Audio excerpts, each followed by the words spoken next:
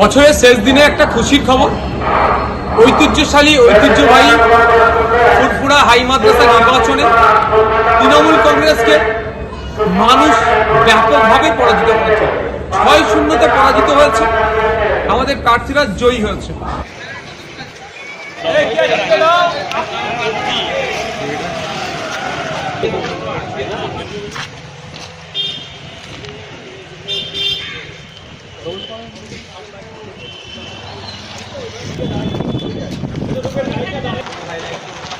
এই মুহূর্তে আমি উপস্থিত আছি ঠিক ফুরফুরা হাই মাদ্রাসা। আজকে ফুরফুরা হাই মাদ্রাসায় নির্বাচনে জয়ী আইএসএফ জোট।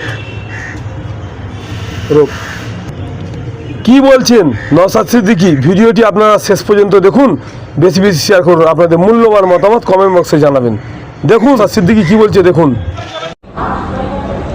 বছরের শেষ দিনে একটা খুশির খবর, ঐতিহ্যবাহী ফুরফুরা হাই মাদ্রাসা নির্বাচনে তৃণমূল কংগ্রেসকে মানুষ ব্যাপকভাবে পরাজিত করেছে। 6-0 পরাজিত হয়েছে, আমাদের প্রার্থীরা জয়ী হয়েছে। যদি এই ধরনের শান্তিপূর্ণভাবে অবাধ নির্বাচন হয়, তৃণমূল কংগ্রেস দিকে দিকে পরাজিত হবে। এই ভোটে হারার ভয়ে তারা নির্বাচনের ডেটকে পিছিয়ে দেওয়ার চেষ্টা করেছিল।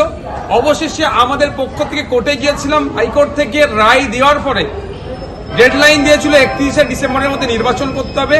আজকে নির্বাচন হয়েছে, এই নির্বাচনে তৃণমূল কংগ্রেস ব্যাপকভাবে পরাস্ত হয়েছে। এটা কোনো বিচ্ছিন্ন ঘটনা নয়।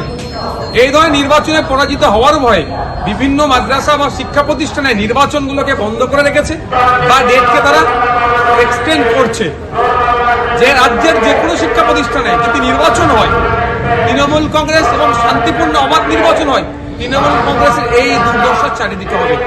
আজকের এই নির্বাচনে জয়ের ফলে যাদের ভূমিকা ছিল, আমাদের দলের কর্মী সমর্থক সহ যারা আরও ছিলেন, যাদের প্রচেষ্টায় মানুষের দ্বারে দ্বারে গিয়ে অভিভাবকদেরকে আমরা বোঝাতে পেরেছি যে ম্যানেজিং কমিটির যে অভিভাবক প্রতিনিধি নির্বাচনের ক্ষেত্রে যে শিক্ষা প্রতিষ্ঠানে যে আমরা কি পরিকাঠামোগত ডেভেলপ হওয়ার দরকার এবং সাথে সাথে কিভাবে স্বচ্ছতার সাথে শিক্ষা পরিবেশ তৈরি করা যায়, এটা বোঝাতে পেরেছি। এবং তৃণমূল কংগ্রেস যে শিক্ষা প্রতিষ্ঠানটাকে নিয়ে একটা সিন্ডিকেট হাব তৈরি করার চেষ্টা করেছিল, এটাকে যে সিন্ডিকেটেরকে যে দুর্নীতিকে আমরা ভাঙতে পেরেছি, সেই সমস্ত ভোটারদেরকে তথা অভিভাবকদেরকে ধন্যবাদ জানাই।